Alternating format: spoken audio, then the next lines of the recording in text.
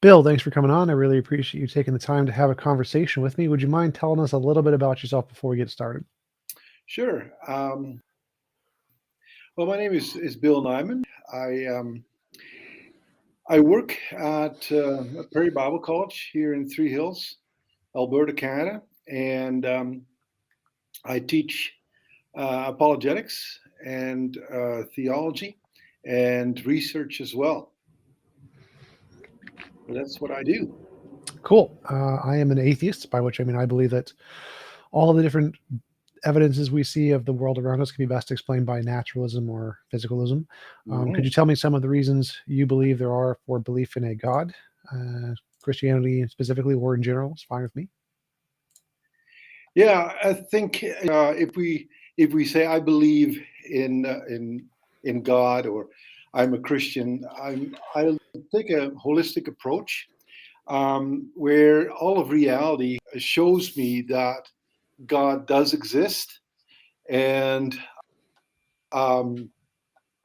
that we see reflects the divine. So that's and I think the Christian worldview is the most coherent and the most consistent, in my opinion. So that's the reason for why I believe that God exists. Okay, could you give me some like specific examples of something you think indicates a God more so than just naturalism? For instance, nature itself, morality is to me is the big one. Um, why do we do the things we do? When we contemplate the three questions of where do I come from, what is my purpose here in life, and where am I going? I think Christianity answers those questions well. Um, and so those are the more obvious evidences for me. Yes. Well, could you lay out for me how any one of those, a Christianity is a better explanation than naturalism for any question that we have? Mhm. Now, of course, um, and so obviously, I look at nature differently than, for instance, a naturalist. For a naturalist, it just came into being randomly. For me, there is a mind and a divine mind behind all that. I do the things I do, why I make the decisions I make, and why humanity make the decisions they make is a reflection of a divine lawgiver. I believe in objective truth. I believe in objectivity, and I think if one would be honest with himself, I think 99% of the people believe that there are objective truths, and that there is objective morality out there. Um, so that's to me is speaks a lot more to me than, for instance, naturalism. Naturalism doesn't give me the answers that I'm looking for in life. Um, so Christianity does. I'm not sure how that's evident. So, for example, naturalism can make up answers to any question, just like theism can. The fact that a worldview makes up an answer doesn't mean it's actually giving you the answer. It just means it's making one up. And so, what you would need is some kind of evidence that indicates this answer is more likely to be true than this other answer. So, for example, all the things you Mhm. mentioned, I believe in objective truth. I believe in objective morality and purpose and meaning. And I Mm. can posit an afterlife and naturalism without a God. And I can say that all of those things are equally or better explained by naturalism than by theism. So even though I don't believe there's an afterlife, I'm purely I Mm. think we die and we go to nothingness. But just like Sure. Christianity says there is a heaven, there could also be a heaven under naturalism, and the probability of a heaven under naturalism is exactly the same or higher than under theism. So I don't see Mhm. any reason to believe the theistic answers Mhm. are any more or any less made up than the same answers that could be provided under a naturalist hypothesis. Right. Now, if I just can, before I get back into that, if I can ask you a question, for instance, because you do this all the time. You talk to Christians, and so you've heard all the arguments for Christianity, I'm sure, and you've responded to these well. But I'm just kind of wondering, in your opinion, um, what would be a good argument for the existence of God, or do you believe there is no argument at all? Well, I would use novel testable predictions. So if you wanted to say evidence of any new ontology, new existence of something that hasn't been demonstrated, you would need to be able to differentiate imagination from reality. That's really the criterion that all epistemology uses to count something as evidence is, can this differentiate imagination from reality? And I think the best way to do that is novel testable predictions. So if you can predict something in the world that we don't know yet accurately, reliably, multiple times, based on your hypothesis, and get it correct, then that is good evidence of your hypothesis. So, for example, if we died and went to heaven, that'd be evidence of Christianity. Of course. If you prayed to God for a gold brick and a gold brick appeared in front of you, that would be evidence. If you said uh, this guy's going to die and rise in 3 days, and he rises in 3 days, that would be good evidence. If the predictions and revelations come true, and like some percentage of the world's population just disappears and their clothes falls to the ground, that would be good evidence. Like any Mm, predictions about the future that can be confirmed is the metric to establish the truth of a claim. mhm. So what keeps you from turning to Christianity? Just because you can't find those kind of evidences? As far as I know, there is none. As Mm, far as I know, the evidence for Christianity is equivalent to the evidence of leprechauns or unicorns or Santa Claus. I don't think that any of the arguments or proposed evidence work because they can't differentiate imagination from reality. All the things that Christians use are fundamentally fallacious in some way. Usually the most common ones: confirmation bias, appeal to authority, appeal to consensus, personal experience, all the things we know don't work. The things in science we're like, yeah, those are bad explanations. We don't use those in science because we know they're fail. And so the reasons Christians provide are unable to differentiate imagination from reality, just like the reasons people have for believing in leprechauns are also unable to mm. differentiate imagination from reality. So like that's from a lot of atheists, of course. But what surprises me from a lot of atheists that they're really interested in Christianity or God, right? And I wonder why that is. Because Uh, Christians for have instance, influence in society. if it's equal to leprechauns or unicorns or whatever, I wouldn't waste my time finding out if they would really exist. Well, if there was a So, group of people who worshipped leprechauns who were persecuting you and trying to pass laws based on the magical rainbow and the pot of gold at the end of the magical rainbow, we would be equally as interested in the leprechaun belief as we would be in Christianity. well, of course, those are fringe groups. They've always been around, fringe groups. So as far as that goes, yeah, you always have those. But I don't believe that's the same thing as Christians, of course. Um, Well, I mean, the Supreme Court is currently run by very right-leaning religious groups who are passing religious doctrines who are clearly against the Constitution. I think that's a big issue. If that was happening for a leprechaun ideology, I think there would be equally as much hate for the leprechaun ideology. sure, sure, but um, okay. To me, it's like, yeah. Uh, why are you interested in Christianity? What are you after? There's a lot of people who believe in this, which I think is a fairy tale, and use that as a justification to pass laws, to hold bigotry against people, to manipulate people into doing things that they shouldn't be doing, to be very immoral. So the fact that this ideology is so pervasive in society, and a lot of people believe it, is a good reason to try to look at this ideology and see if we can find ways that it's irrational, so we can get people to stop doing those things. Well, are you from the States? Yes. Okay, okay, okay. So that's it's a little different, of course, in Canada. I mean, uh, there are people who abuse Christianity, do a lot of things that they shouldn't be doing in the name of Christianity, and I can't deny that. That's been like that for the past 2,000 years. But is that the norm, or is that um, Yeah, it's a minority. is it an abuse of a certain belief system? And I think it's an abuse of a certain belief system. I mean, looking into it's not what Jesus taught. It is not what Christianity taught. Um, so to me, you can't judge Christ by the abuses of religion.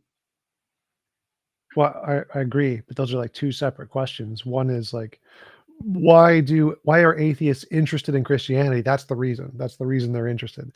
But using that as that's not an argument against Christianity. Um, but that is the reason we're interested in looking at Christianity and then have arguments against Christianity. And so I Mhm. agree that we can't use that as an argument against Christianity intrinsically, but that's not normally what it is. That's just why we're interested in the topic. It's why we look for arguments. Mhm. Okay. So and you've been looking for a while, and you never found anything that was uh, to look further into Christianity, whether that's the truth. Um, Go to the primary sources and whatever to see if Christianity is really true.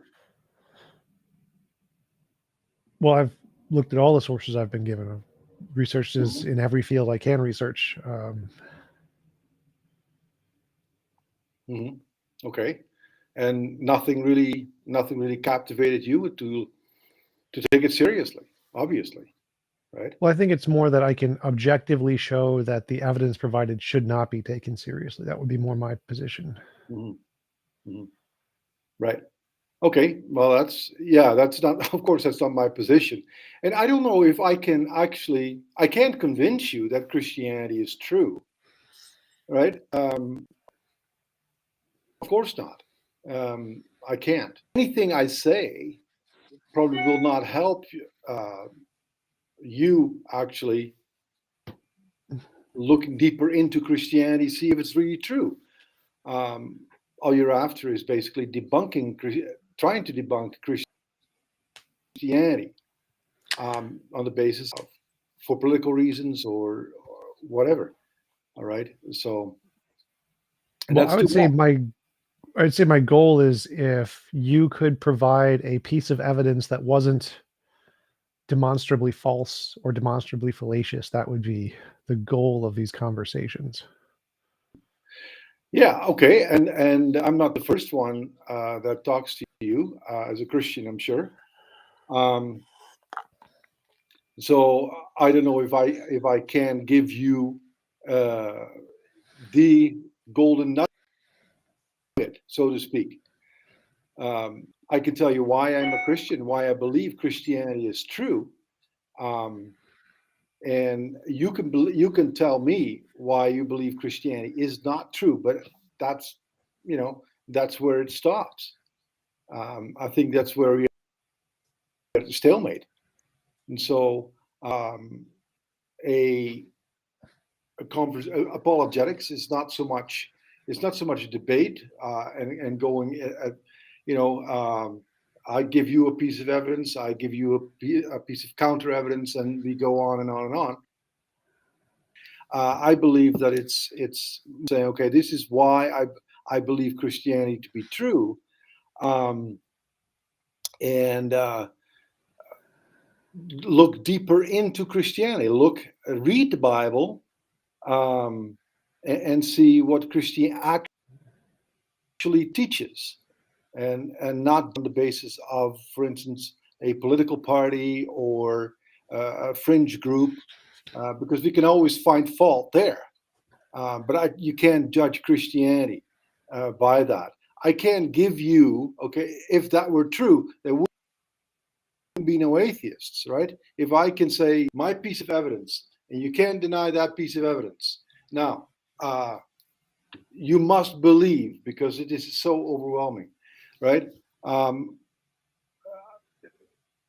That I can't give you that, and I don't think anybody can give you that.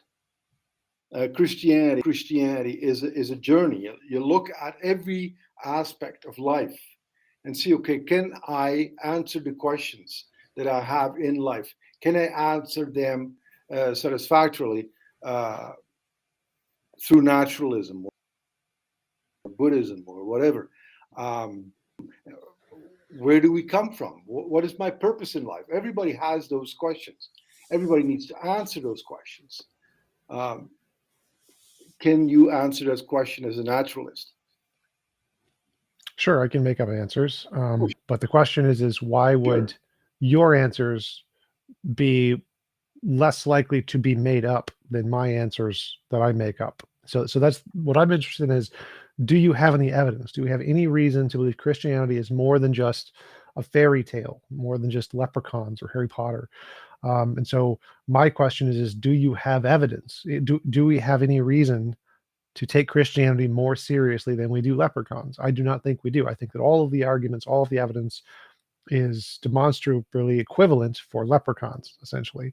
And so I think that we should not believe the answers Christianity provides, just like we should not believe the answers Harry Potter provides, because it's a fiction. And I think that the answers that naturalism provides, naturalism is the best worldview, I think, that most likely corresponds to reality as we have, because it has the most evidence, in which case we have the most reason to believe the answers naturalism provides, and we don't have any reason to believe the answers Christianity provides.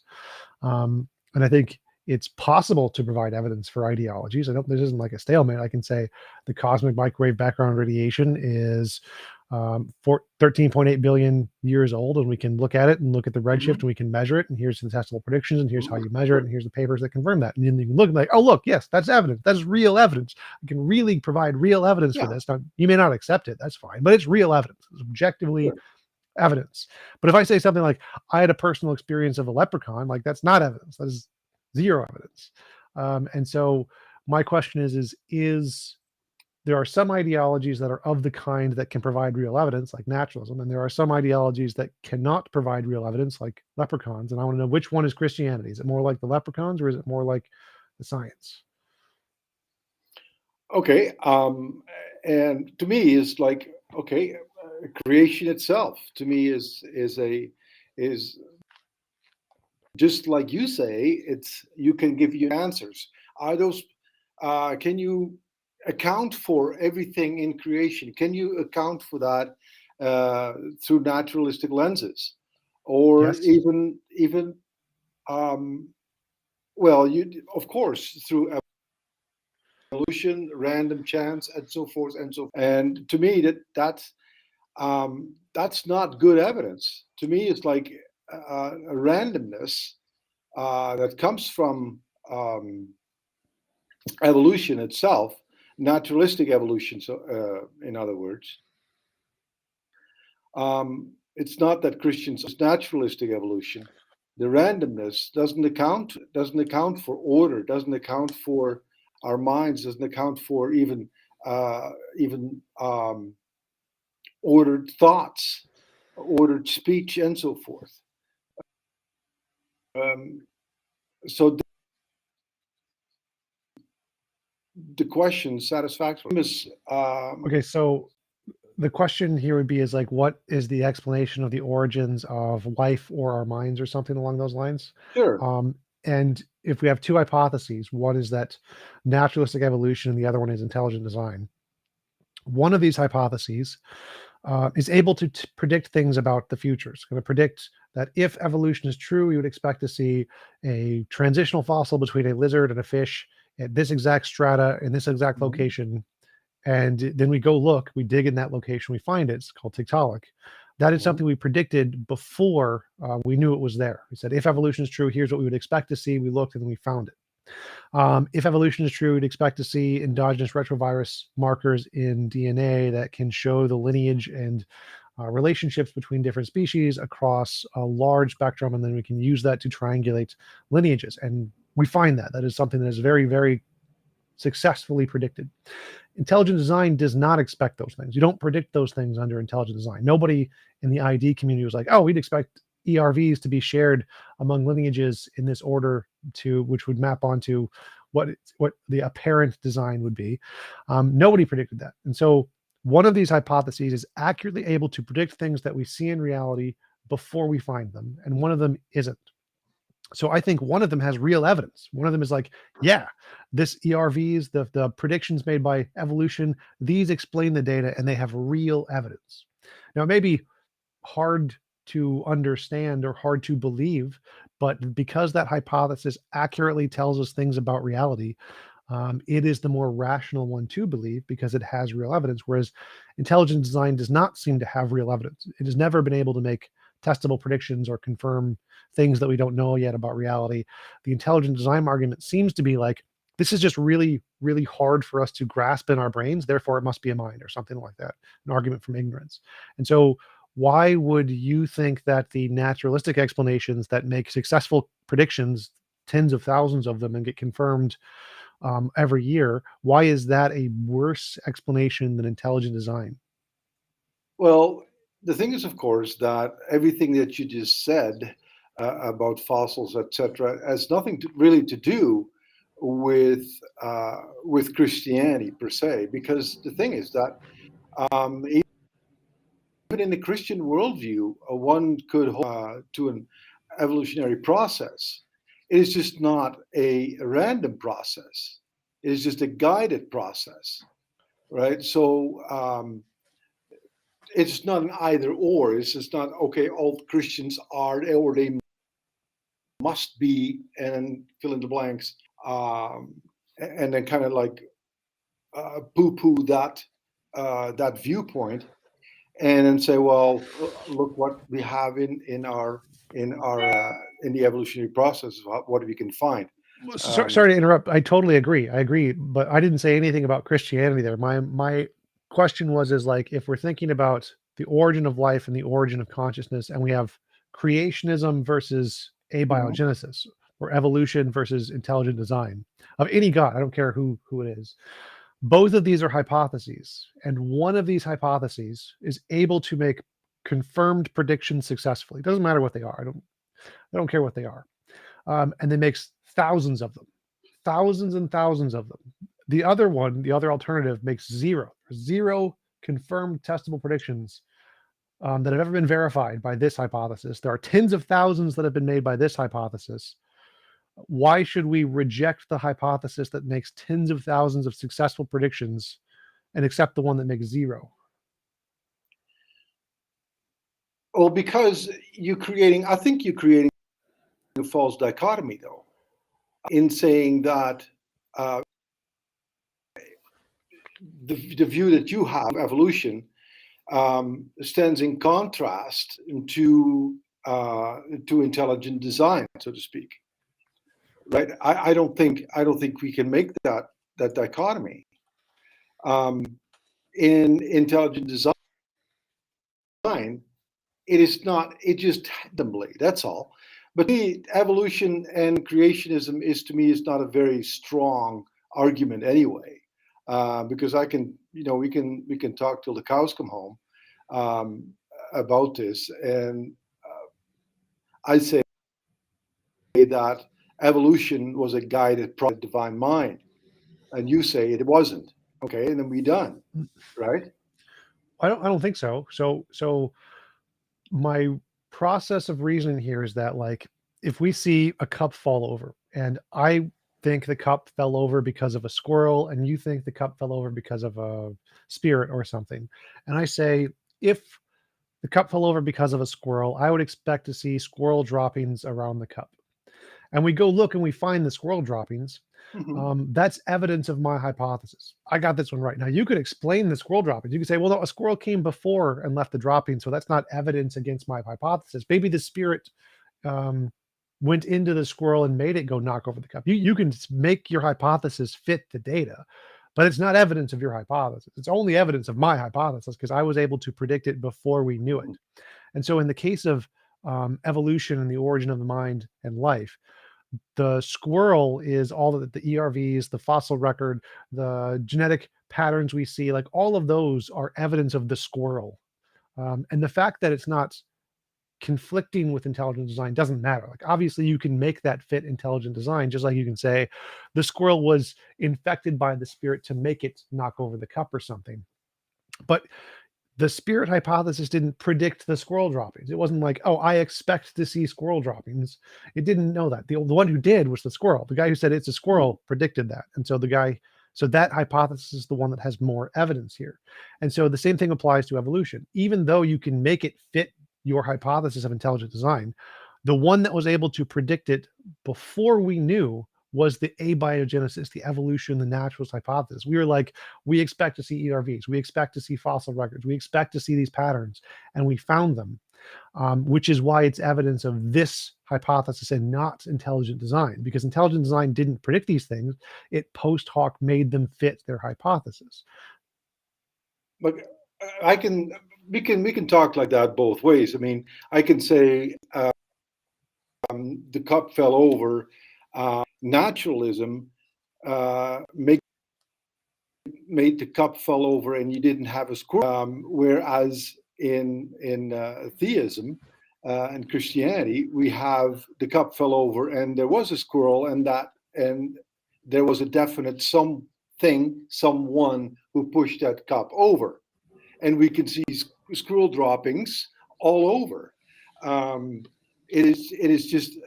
In naturalism, you are missing that squirrel, or you're missing that divine being who pushed that cup over. So that goes both ways, right? I don't understand how there, because in this case, the squirrel is Tiktaalik, Archaeopteryx, the ERVs, all the different evidence in science was predicted by naturalists, not by intelligent design. Intelligent design has made no predictions, has never predicted the squirrel.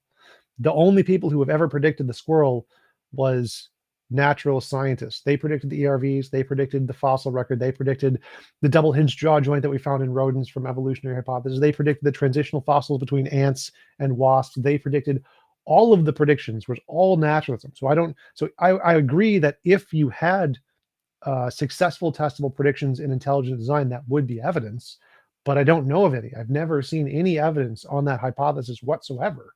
Whereas I've seen tons and tons of squirrel predictions that got right under the naturalist hypothesis.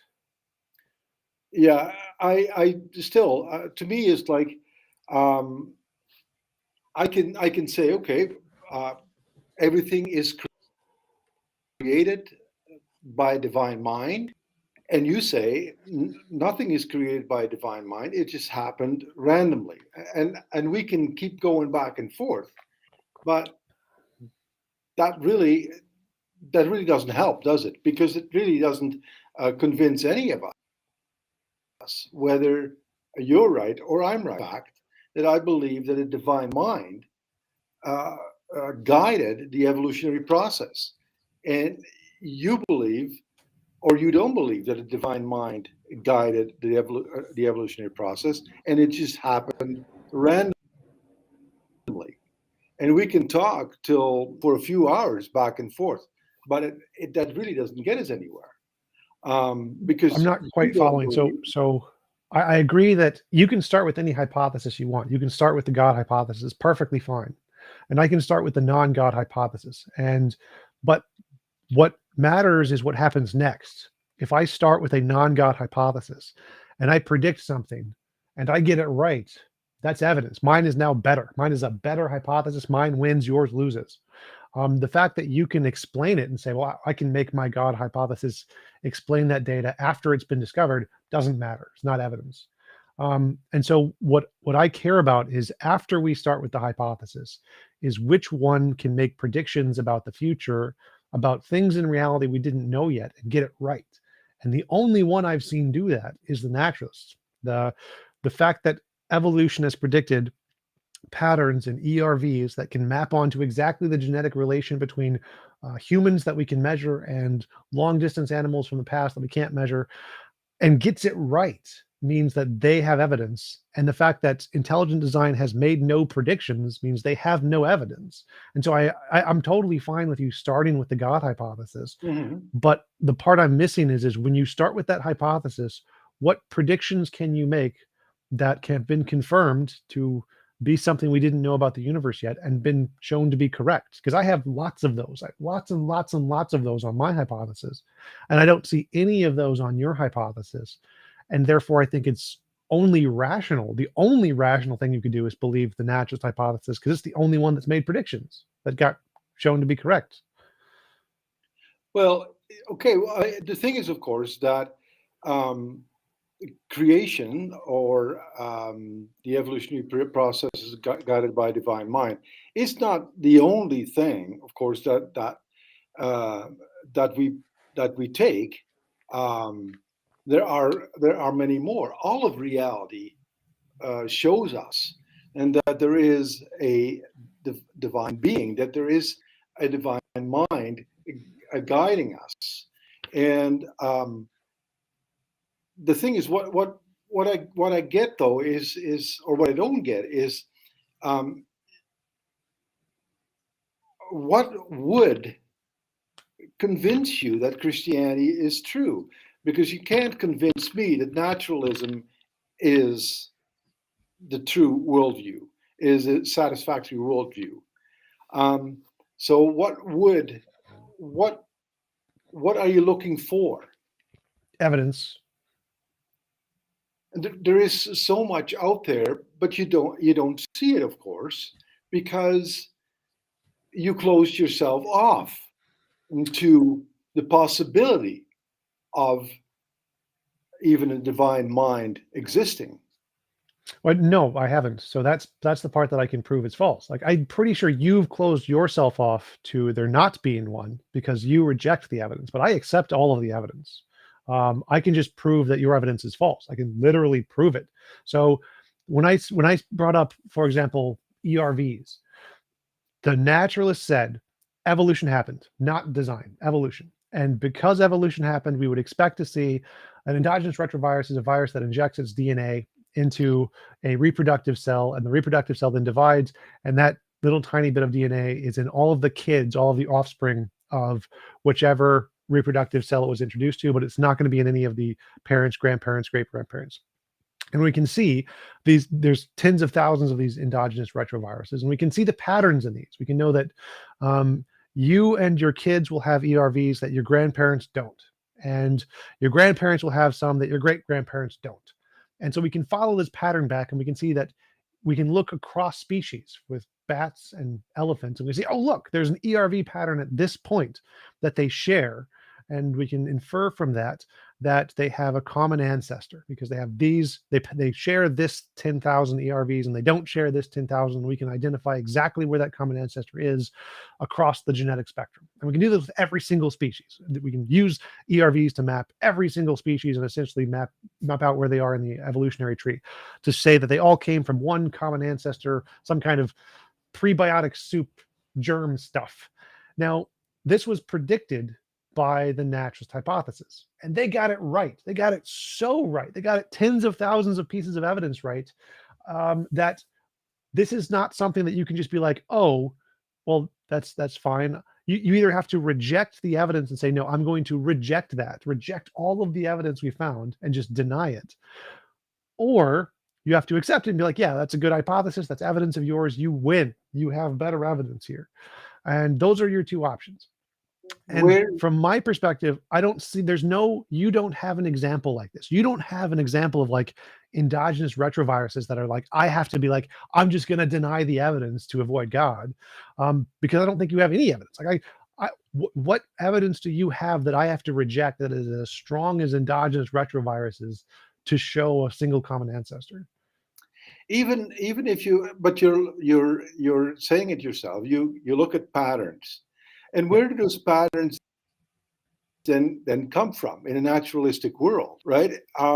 Because naturalism doesn't give us order, doesn't give us patterns, because everything is seemingly random. And so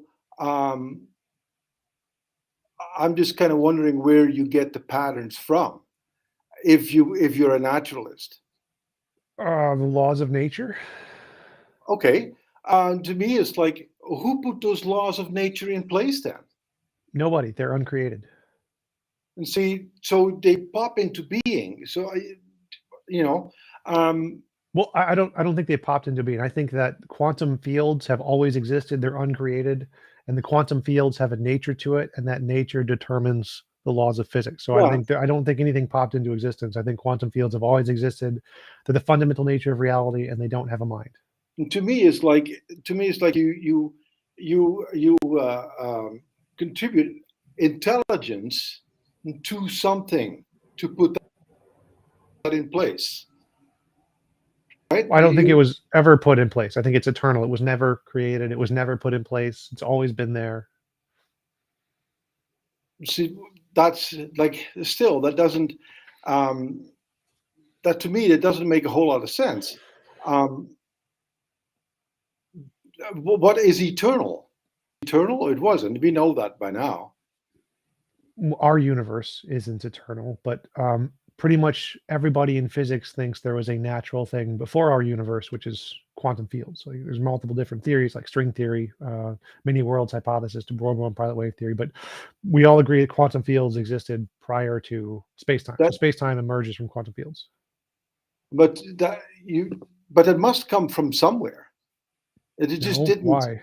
didn't nothing. Everything that exists have to have some explanation for its existence. Who do you think created God? Yeah. That's, of course, we can, again. That's one of those arguments. We can go ad infinitum, argue that one, but that's something.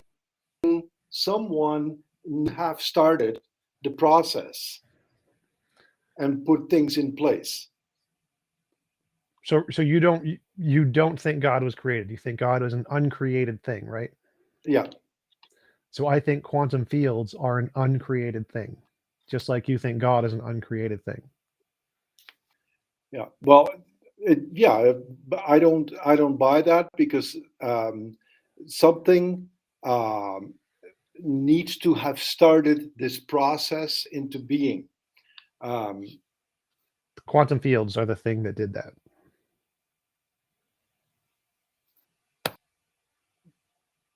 I don't buy it, but Well, but my question would be is why would that explanation not be better than Christianity? Because in the case of quantum fields, we have evidence. We have real evidence that you have to reject.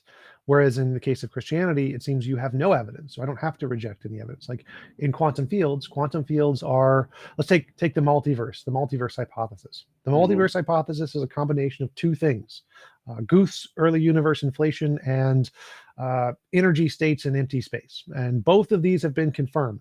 We've demonstrated both of these exist. Guth's early universe inflation was confirmed with observations of the cosmic microwave background. Energy density of space was confirmed in the Casimir effect of virtual particles. Both of these have been confirmed with scientific tests. We have actual real evidence of these things are not imaginary. God has none of that. All of the properties of God, omniscience, omnibenevolence, omnipotence, perfectly good, mind outside of space-time, none of that has been demonstrated ever. None of that has evidence. And so when I'm comparing hypotheses, which one is a better explanation of the origin of the universe? One of them that has all of its parts have been demonstrated to be real in reality, and one of them, none of its parts have been demonstrated to be real in reality. One has evidence, one doesn't.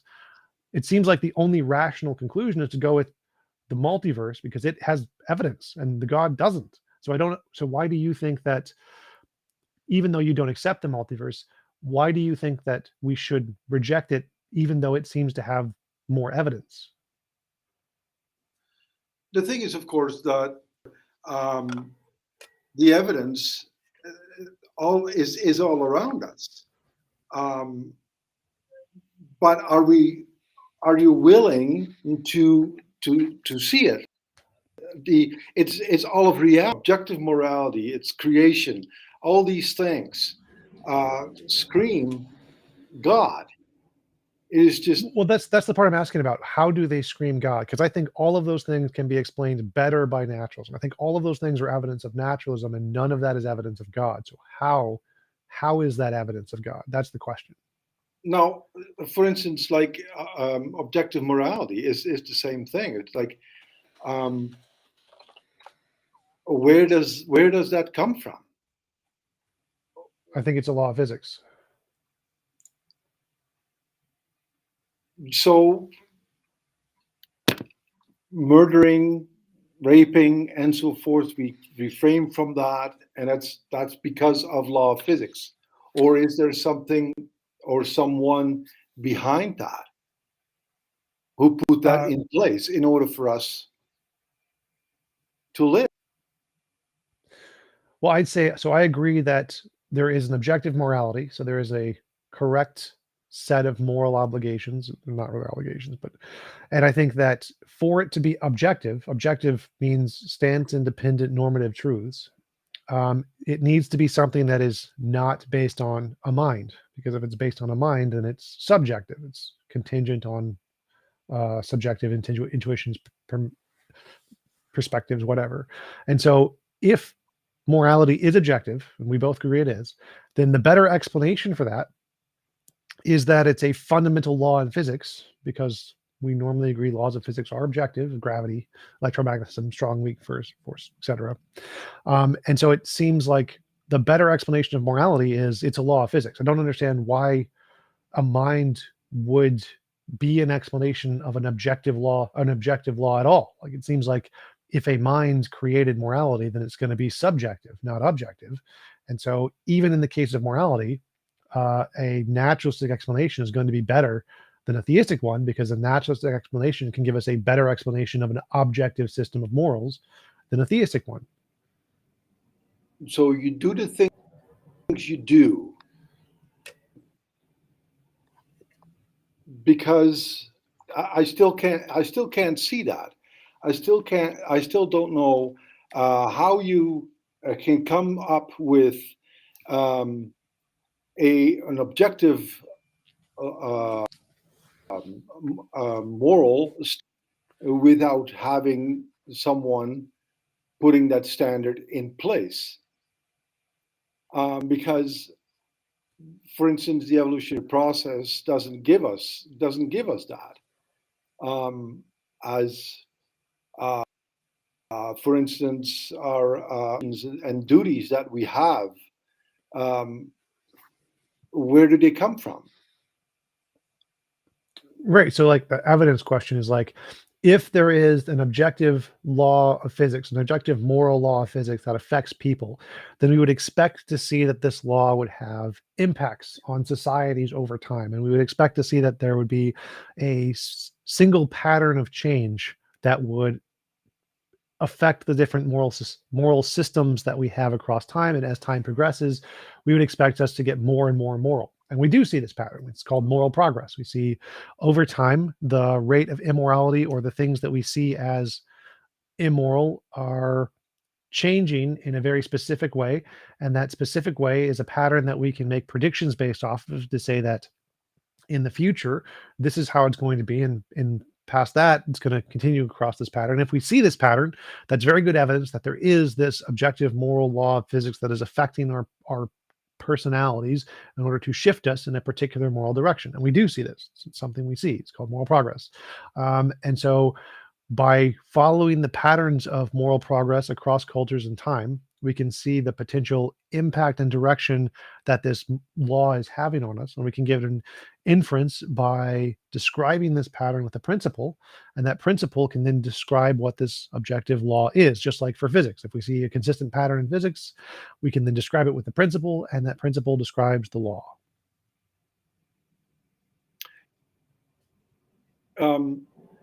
Doesn't account for the things that we do that go counter our own survival instincts. That would be the law. So the law isn't based on survival instincts. The law was before life. So the law is a fundamental part of physics. And if the law is that, I think the objective moral principle is any involuntary imposition of will is wrong. I think that's what that principle describes what objective morality is. And that's independent of survival. It's not, it has nothing to do with survival. It's not based on evolution. And so the fact that we do To me, things it's against, like, go ahead. no, like you keep on talking about laws, just like in creation there are certain laws and so forth, or in evolution, whatever laws, and now in morality there are laws. But you explain, or how do those laws come into being, They're without uncreated. without um, without a mind behind putting the place, right? Um, that's what I'm not getting. Okay, so who created God's nature? How did God's nature come into being without having some mind design God's nature? God is an eternal being, Right. Exactly. right? That's And the everything answer. derives from God. Yes. So now take that, apply the exact same answer to naturalism and get rid of the mind. So we have, there's a nature of reality. It's quantum fields, and those quantum fields are eternal. They're uncreated. Everything derives from these things. They don't have a beginning. And so just like you think God's nature wasn't created by a mind, it's just an Mhm. eternal thing. There can be nature's nature, the reality of the nature of reality, also doesn't need a creator. It can just be eternal for the exact same reasons. Well, like you said, if you say, well, we'll take the mind out of that, what have we got left, right? Um, Then Eternal, there's all nothing. powerful. What's that? Eternal and all powerful. So to use the properties of a God that I think would describe um, naturalism would be eternal and all powerful. But No without mind. intelligence, Yes. without a mind, Yep. Yep. right? And so everything then is willy nilly. There Mm, isn't behind anything. what do How you do mean? laws uh, how do these laws come into place? If there's an eternal something that you say without a mind, Yep. how do those intelligent laws come into place? How can non-intelligence create intelligence? So can God lie? No, And the reason he can't lie is because it's against his nature, right? right? And did God choose that? Did he manually design his nature, or did his nature determine his consciousness?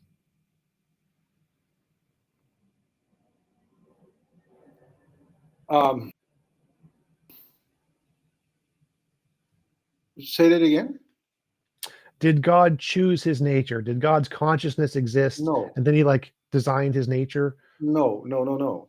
Right. So his nature was there, like it's a thing that he didn't choose. It wasn't designed by a mind, but it has laws. It has laws that it's obeys, like logic. It can't violate Right. logic, I imagine. Okay. Hmm.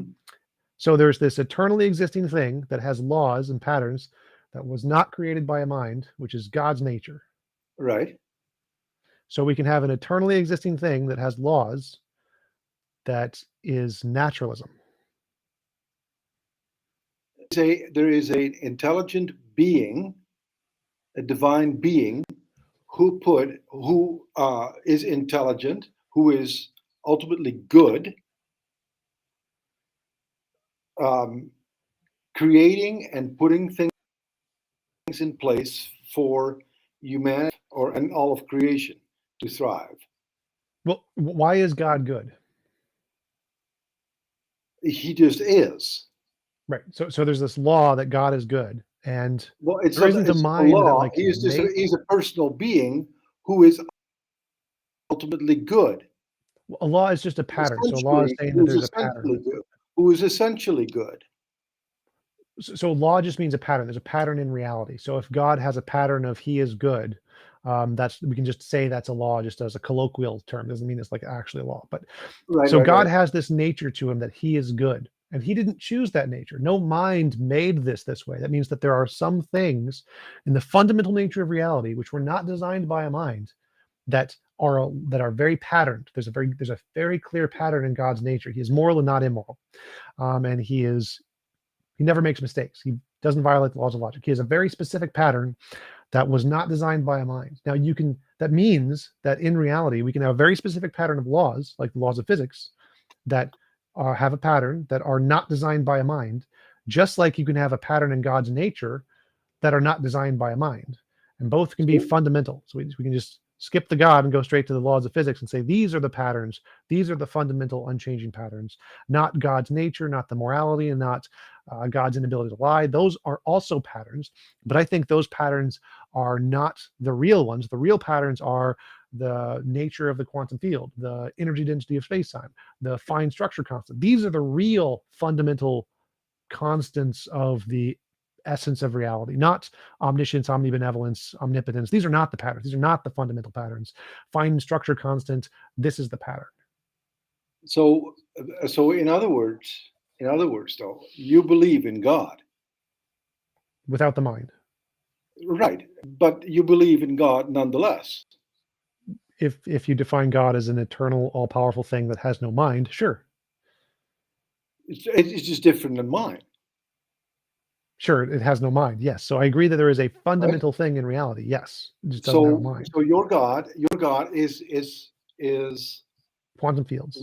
mindless, Yes. and mine is personal Yes. and intelligent. That's the difference.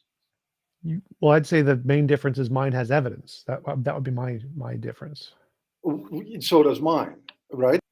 Like I what? would say. I would say everything, everything that I see, I in reality um, shows me that God exists. But of course, you deny that, um, and your atheist friends do deny that, and I affirm that, right? So what does it take, right? Now I can't convince you that the God of the Bible and the God of Christianity exists. Well, I I can't. don't care about that. So I, my I, I can't convince you of that. Well, that doesn't Right? matter. Whether you can convince me is irrelevant. What Well, each of us personally believe does not matter. What matters is, can we objectively prove that this particular piece of evidence indicates one hypothesis over the other? And if we can, it doesn't matter what we personally believe. It doesn't matter what convinces us. We can know for a fact one of us is right, whether or not we accept it, if one has evidence and the other doesn't.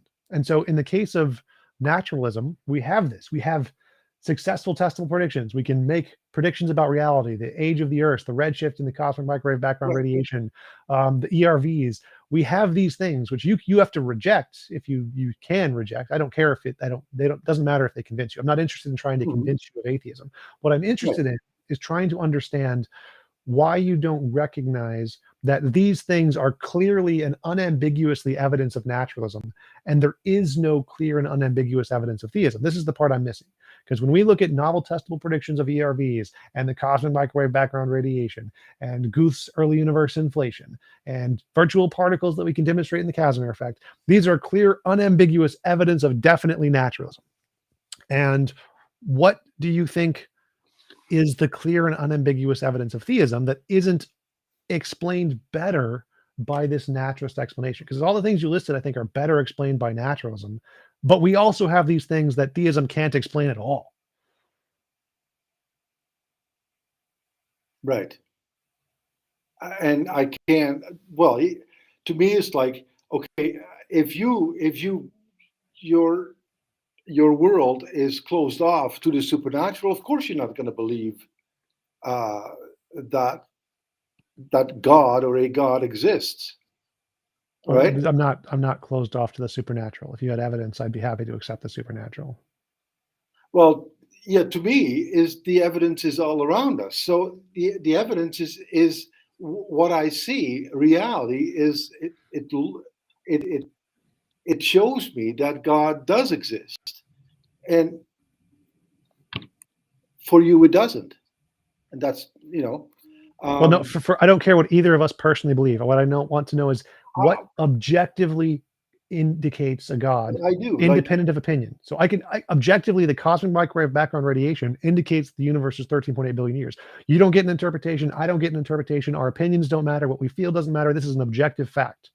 So when I present evidence, I don't need to say, well, you just don't accept it. I don't care if you accept it. I can say, here's an objective fact. It's true regardless of who accepts it.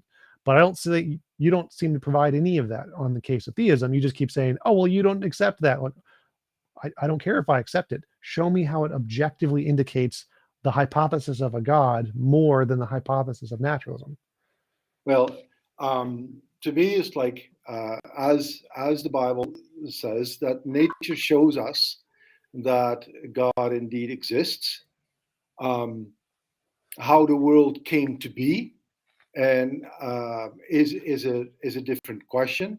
There are several interpretations how the world came to be, but I do believe that God is behind the entire process of it. Objective moral facts is because a divine being is behind it, because it um, so reality itself, the consistency of Christianity itself shows me that it is true. So all these things to me are evidences. You as well gave me a whole bunch of evidences why you believe that naturalism is true, and I can give you a whole bunch of evidence that I see that God's existence is true. Right. But so when we take one of those examples, origin of the universe, and we say, you think this is evidence of God, I think this is evidence of Mm. naturalism. And we want to say, well, who's right? Um, my hypothesis makes successful predictions. It says the things that predict the origin of the universe are goose early universe inflation. We can observe that. That is a testable thing that we can scientifically go look at in the sky. Casimir effect, it's a scientific test we can do in a lab, vacuum states and metal plates. Um, that those are things that seem to indicate my hypothesis and that But we it can doesn't deny demonstrate. the existence of God, though.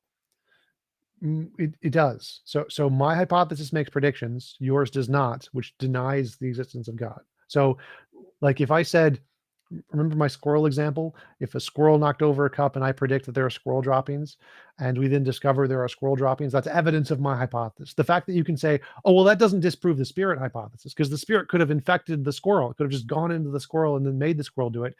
That's not evidence of yours. So saying that it doesn't disprove God does not in any way help your hypothesis here. The fact that I was able to predict these things in reality and I got them right means I get all the evidence, you get none of the evidence. So what you would need is you would need to say you can predict something about reality and get it right. But you haven't done that.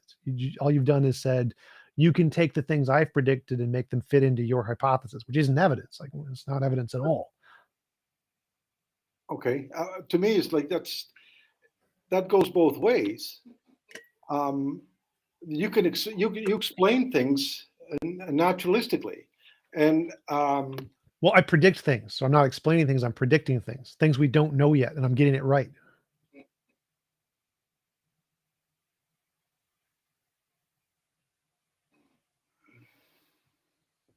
yeah, to me, it's like with the patterns and with the laws, um, you deny that there is an intelligent being behind all that, and I don't.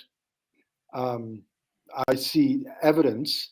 If you talk about patterns and you talk about laws, I see the evidence of a divine mind behind that. Let me try to use a different analogy here. Let's say I have a hypothesis that there is no God and that the universe is governed by a law of physics of some kind, and that's it. and you have a hypothesis there is a God, and we both make predictions about, say, the lottery numbers. Say, if I'm right in the fundamental nature of reality, the theory of everything tells me the next lottery numbers are going to be these numbers, and you say you pray to God or whatever, and you think that the lottery numbers are a different number. And I get it right like 10 times in a row, 100 times in a row, every time, every lottery, I get it right.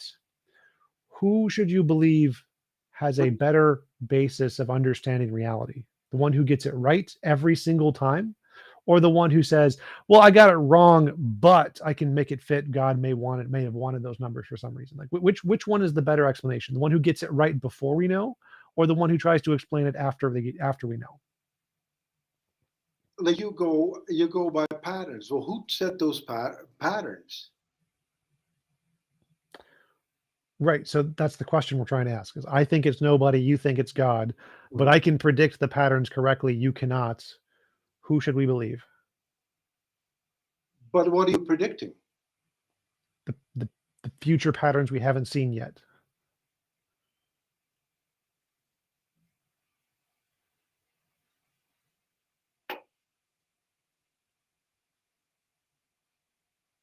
Okay. What? So does that make sense that if I have a model that can predict the future patterns and get it right, and the other model cannot do that, the model that can predict it and get it right is better? I just the predictions are, I don't know what you're predicting. What patterns are you predicting? There is some order behind it. Right. So we both agree that there's order, and we want to know what's causing that order. That's I right. think it's a law of physics. You think it's God. And That's right. So mine is able to correctly predict what those patterns are going to be. Yours does not do that. but So why which does should it we deny? believe? Why does that deny the existence of God? So I say there's no God, and it's this law of physics is fundamental. And if it's this law of physics, I can predict the future, and I do predict the future. And you think it's God, and you can't predict the future. Which one is more rational? But why, you predicting the future? Why does that deny God? Why can't God? Why isn't He behind the patterns that you're predicting? Okay, so like if one person thinks, let's say there was this debate in science about what caused heat to cause things to rise. It was energy convection or phlogiston. Phlogiston was this hypothetical particle that was like released by fire to cause things to rise, and we want to know who's right and who's wrong. The one that predicted phlogiston predicted that there's this new particle. It's just too small. We can't see it, but it's causing all these things. And the one that predicted it was the expansion of particles, predicted that if it's the expansion of particles under these conditions, we'll get this result. They do the test, they get the result. Now, the phlogiston person can say, oh, no, that's still phlogiston. You haven't explained it's not phlogiston, but it's not, you shouldn't take them seriously because they have an unfalsifiable hypothesis. They don't have any evidence. They're just saying that, oh, well, all the data the other guys, all the progress the other guys make, mine can explain that, even though I'm not making any progress. And if these other guys are making all of the progress and they're like, yeah, we understand reality, we're going to make the progress, we're going to make the test, and they get it right. The fact that this other guy in the corner doing nothing is simply saying, well, oh, my hypothesis explains all that too. You shouldn't take him seriously. He's wrong because his hypothesis is unfalsifiable and it's making no predictions. The other guys are right, and they eliminate his hypothesis. His hypothesis is bad. We get rid of it. It's wrong. It's done because it doesn't make progress. So if my hypothesis of naturalism is the one making progress, it's right. And the other one is wrong. The God hypothesis is wrong because it's not making progress. The fact that you can say, oh, well, God could be explaining that makes it an unfalsifiable hypothesis. And so we reject it as wrong because any hypothesis can do that. Any hypothesis can be unfalsifiable. What makes us accept one is correct and all of the others is wrong is the ability to make progress, novel successful predictions. Okay. Yeah, I'm still with. Uh, you don't dismiss, or those that the predictions uh, don't you don't necessarily have to take God out of the picture. But to me, it's like, uh, we can talk like this, and we can go back and forth, but where does it get us, right? Well, so um, none of the things in science have disproved leprechauns, right? We haven't disproved leprechauns. Does that mean that it's rational to believe in leprechauns? No, leprechauns. That's leprechauns and unicorns. It's something totally different than God. Wait. So it's just the scientific evidence we have of the Big Bang, ERVs. None of that disproves leprechauns, but it's not rational to believe in leprechauns. If somebody believes in leprechauns, they're being irrational because they don't have any evidence. You don't need to disprove something to make it irrational. It's irrational if it doesn't have any evidence. So all of the things I listed that are evidence of the naturalistic hypothesis don't disprove leprechauns, just like they don't disprove God, because you can't disprove anything in science anyway. But it's equally as irrational to believe in leprechauns as it is irrational to believe in God, because simply saying that God could explain all of these things we see is exactly the same as saying leprechauns could explain all these things we see. It's not evidence. It's not anything. So for the exact same reason that when you say all of the things I listed don't exclude God, the leprechaun believer could say the exact same thing and say all of the science you listed, well, that doesn't exclude leprechauns. Now, that's not evidence, or that doesn't make it rational to believe in either God or leprechaun. The fact that you can say those words does not make it rational. What you need is your own kind of evidence. Yeah. Of course, there are no evidences for leprechauns, and there are evidences for God, but Like we're what? not accepting the evidence that God exists, right? As through church history, uh, they have already the church fathers already said the um, the the church is one of the miracles. The church, the how long Christianity, the what Christianity has gone through, what Christians have gone through, the Bible, all these things are good evidences and additional evidences to what we believe Christianity to be, and that God exists. But whatever I can say is won't you will not accept that as legitimate evidence. Well, no, it's not that I won't accept it. It's that I can prove it doesn't work. Like saying that there's a round square. If I can prove what you're saying is false, then whether or not I accept it doesn't matter. So why do you think the fact that the church exists is evidence of God more than The leprechauns?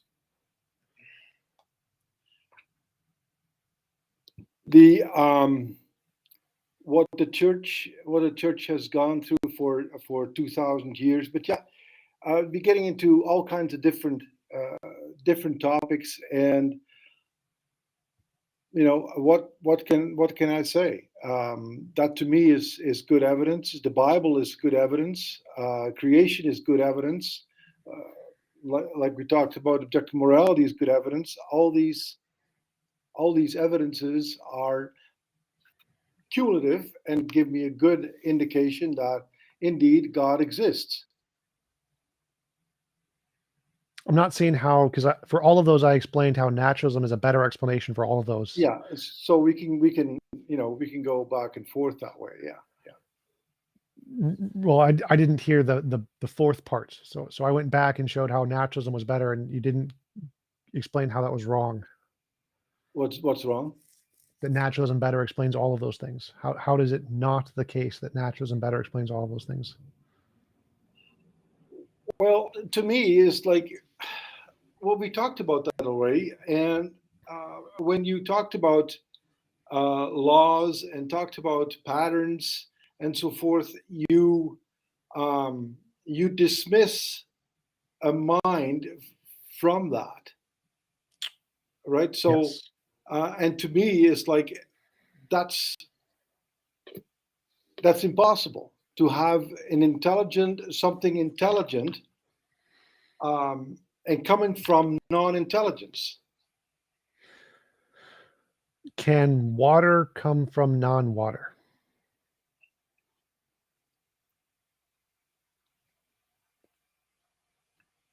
No.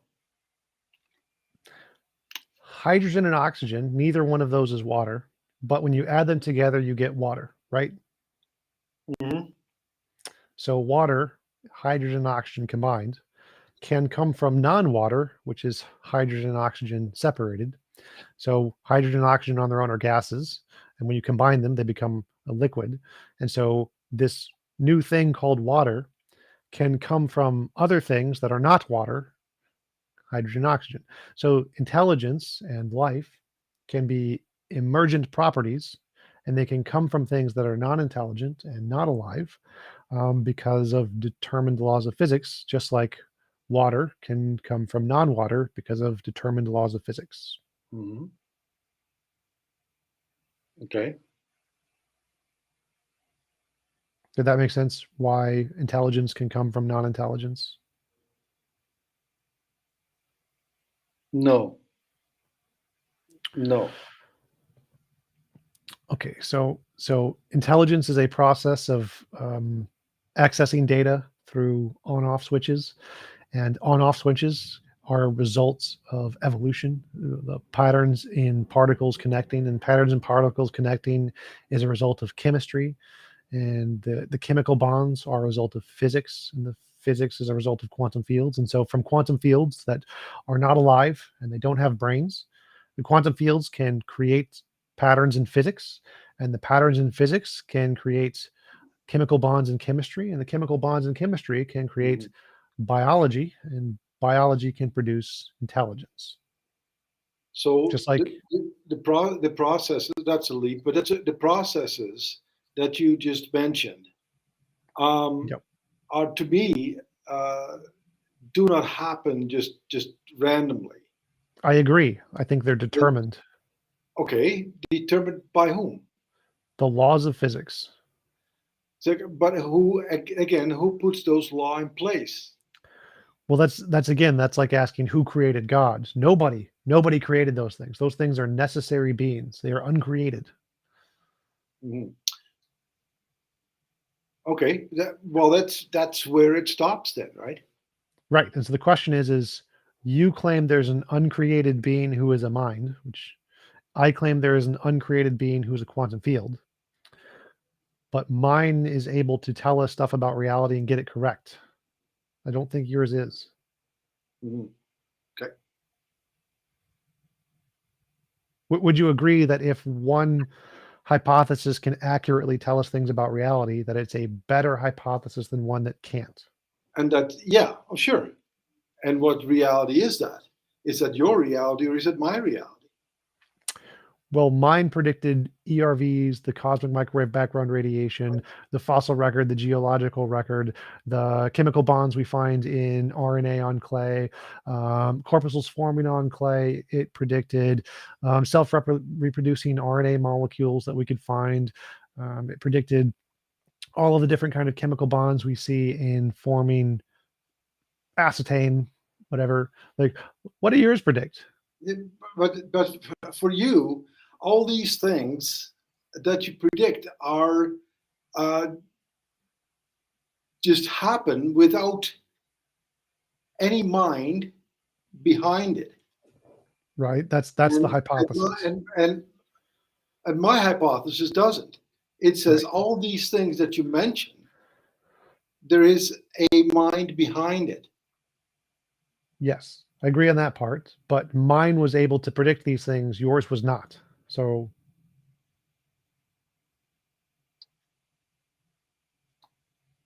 Doesn't that make mine better? Because mine was able to predict them before we knew them. Yours could not predict them before we knew them. So mine's To better. me, it's like still the naturalistic worldview produces things and predicts things through laws that have come into being through or have existed eternally. Yes. Right? Yes. Right. And I say that the laws that are in place are set in place by a lawgiver, an intelligent being. Right. That's the hypothesis. So like Okay. imagine if I said I have a magical 8-ball. You know what a magical 8-ball is? The thing that you shake and it has like a little dice Right. inside of it.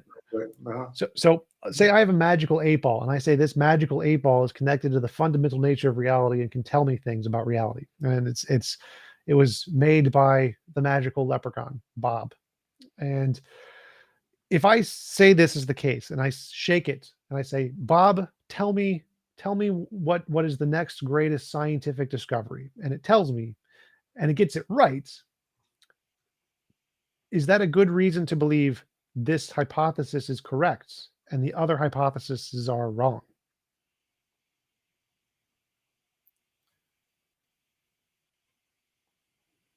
Again, you're saying that you're saying that you're asking for a prediction, and where does that prediction come from? The magical 8-ball. So I shake a magical 8-ball and it gives me a message. That's of course that's random, right? It could very well go the other way. Well, no, so say it always gets it right. This magical 8-ball is always correct. Every time I shake it and ask it a question, it's right. Every time. Is this a good reason to believe that this 8-ball correctly describes reality and Christianity would be wrong? No. Why not? Because that's because you know that this magical 8-ball or whatever gives you the right answer all the time, which is, of course, which can happen. It can't just get, because it's random. No, it's not random. That's the point, is that if it's right every time, that's the opposite of random. So yeah, but I mean, but it is a magical 8-ball who can't predict the future. No, I don't. So this is called a hypothetical. I know it's a hypothetical. So hypothetically, say the magic 8-ball does every single time get the correct answer. Would it be rational to believe the magic 8-ball, even though, like, right, we don't understand how a magic 8-ball works? To us, it seems random. To us, it seems impossible. But if it gets it right every single time, should we believe the magic 8-ball? Well, to play along with you, sure. Right. So if there is some method, it's we don't understand the method, whatever it is, even if it's something this silly like a magic 8-ball, if it gets the answers right, whatever it says, we should believe it because it gets the answers right and the other ones don't. So if this is the only one that gets things right, no matter how silly it sounds, we should believe that thing because it's the only thing that gets that right that often. Right? Would you agree? Mm-hmm. So for me, the magic 8-ball is science. Science is the one making the predictions and it's getting them right all the time. And it makes some very strange claims about quantum particle duality and entanglement, information traveling faster than light, and logic being crazy at quantum levels. It makes a lot of really weird claims. But if it gets it right every single time when it makes a prediction, we should probably believe this magic science thing. And that's what I'm doing. I'm saying this magic science thing. Hypothetically, if that's were the case, yes, but it can't. Isn't that what science does? Science is the magic 8-ball. The thing is, of course, that somebody is behind it, right? And you're shaking that ball or whatever. Right. Yeah. Somebody's behind it and guides it. Like science as well. Science is not just a thing that mankind just came up with and Okay, let's change the analogy a little bit. Let's say there's a magic 8-ball, and the magic 8-ball is governed by a law of a magic law. There's no minds, 0 minds governing this. There's a magic law with no mind governing this magic 8-ball. And it gets things right every single time we shake it. Should we believe that there is this magic law that governs everything if this 8-ball gets things right every single time? Okay. Sure. Right. So if we have this, there's a hypothesis, magic 8-ball governed by a non-mind, and if it gets things right every single time, that's a really good reason to believe that there is a law, not a mind, governing everything, because the method that it produces is very, very accurate. Now we have a method like this. It's called science. Science is a method like this magic 8-ball that thinks the fundamental nature of reality is a non-mind, it's a quantum field, and it accurately predicts everything we see, more accurate than anything else ever. And so isn't it rational to trust in this scientific method that says that there is a non-mind governing the universe, just like it would be rational to trust a magical 8-ball if it was governed by a non-mind law thingy?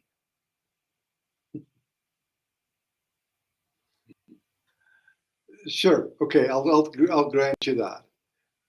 Okay, and that's what I think is the case. I think that when we look at science, most of the scientific hypotheses, abiogenesis, cosmic microwave background radiation, Big Bang, all of these things say nothing about a God. They say the fundamental nature of reality is a quantum field. That's what all of the physics says. There's no God in the physics departments. And they are able to make all of these fantastical predictions. Like the one of the examples used in quantum mechanics is that they were able to make a prediction that is so accurate that it would be able to measure the distance between San Francisco and Washington, D.C. with the error of magnitude less than a human hair. And they can predict that distance that accurately. And so we have this model that can make these fantastically accurate predictions about reality. And it says nothing about a God. It says quantum fields are the fundamental thing, and there's nothing more fundamental. And it gets things right more than anything else. I think we should believe that thing, and we should not believe the God hypothesis because it's not able to do that. But somebody has to put the data into the science, right? Well, someone has to read In the order data. for you to produce that. Well, we read the data. The data's there. It's just in reality. We just read it. So just like if you shake a magic 8-ball, we have to read the thing it says on the screen. We don't input the thing it says on the screen. We read it. And so in science, we read the data. We don't input it. We don't write it. We read it.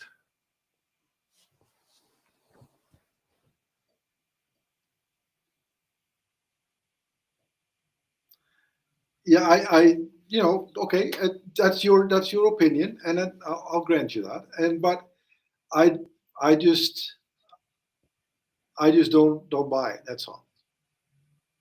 I Okay. believe that but not that I poo-poo science. No, not at all.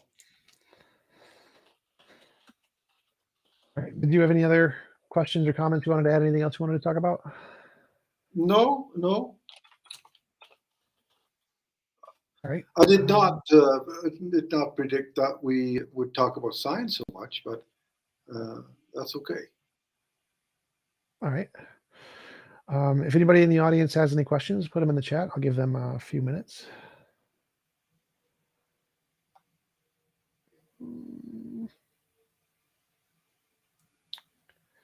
Don't see anything yet.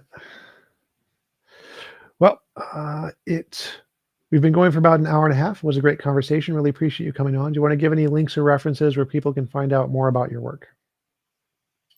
No, it's fine. That's fine. It was a good conversation, and like I said, I generally don't debate atheists. I have I do have conversations with them, and open conversations, and I think this was a good conversation. I appreciate your knowledge and science.